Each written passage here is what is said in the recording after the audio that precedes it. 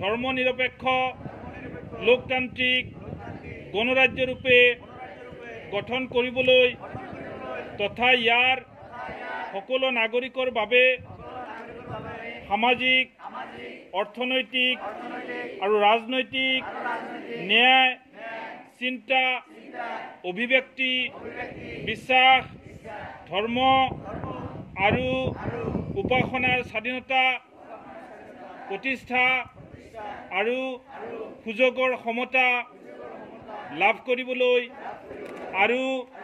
তেওঁলোকৰ সকলোৰে মাজত ব্যক্তিৰ মৰ্যাদা তথা জাতীয় ঐক্য আৰু সংহতি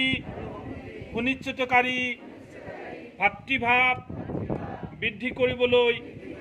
নিষ্ঠা সহকাৰে সংকল্প কৰি আমাৰ এই সংবিধান সভাত আজি 1949 চনৰ নৱেম্বৰ মাহৰ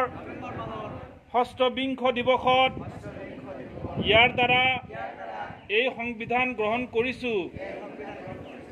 অধিনিয়মিত কৰিছোঁ আৰু নিজতে অৰ্পণ কৰিছোঁ।